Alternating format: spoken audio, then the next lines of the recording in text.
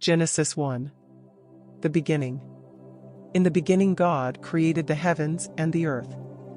Now the earth was formless and empty, darkness was over the surface of the deep, and the Spirit of God was hovering over the waters. And God said, "Let there be light," and there was light. God saw that the light was good, and he separated the light from the darkness. God called the light day, and the darkness he called night. And there was evening, and there was morning, the first day. And God said, "Let there be a vault between the waters to separate water from water." So God made the vault and separated the water under the vault from the water above it. And it was so. God called the vault sky. And there was evening, and there was morning, the second day. And God said, "Let the water under the sky be gathered to one place, and let dry ground appear." And it was so. God called the dry ground land, and the gathered waters he called seas. And God saw that it was good. Then God said, "Let the land produce vegetation, seed-bearing plants and trees on the land that bear fruit with seed in it, according to their various kinds." And it was so. The land produced vegetation, plants bearing seed according to their kinds, and trees bearing fruit with seed in it according to their kinds. And God saw that it was good. And there was evening, and there was morning, the third day. And God said, "Let there be lights in the vault of the sky to separate the day from the night, and let them serve as signs to mark sacred times, and days, and years, and let them be lights in the vault of the sky to give light on the earth." And it was so.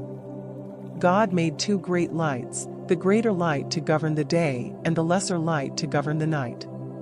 He also made the stars. God set them in the vault of the sky to give light on the earth, to govern the day and the night, and to separate light from darkness. And God saw that it was good. And there was evening, and there was morning, the fourth day. And God said, "Let the water teem with living creatures, and let birds fly above the earth across the vault of the sky." So God created the great creatures of the sea and every living thing with which the water teems and that moves about in it, according to their kinds, and every winged bird according to its kind. And God saw that it was good. God blessed them and said, "Be fruitful and increase in number and fill the water in the seas, and let the birds increase on the earth." And there was evening, and there was morning, the fifth day. And God said, "Let the land produce living creatures according to their kinds, the livestock, the creatures that move along the ground, and the wild animals, each according to its kind." And it was so. God made the wild animals according to their kinds, the livestock according to their kinds, and all the creatures that move along the ground according to their kinds. And God saw that it was good. Then God said, "Let us make mankind in our image, in our likeness, so that they may rule over the fish in the sea and the birds in the sky, over the livestock and all the wild animals, and over all the creatures that move along the ground." So God created mankind in his own image, in the image of God he created them, male and female he created them. God blessed them and said to them, "Be fruitful and increase in number, fill the earth and subdue it. Rule over the fish in the sea, and the birds in the sky, and over every living creature that moves on the ground."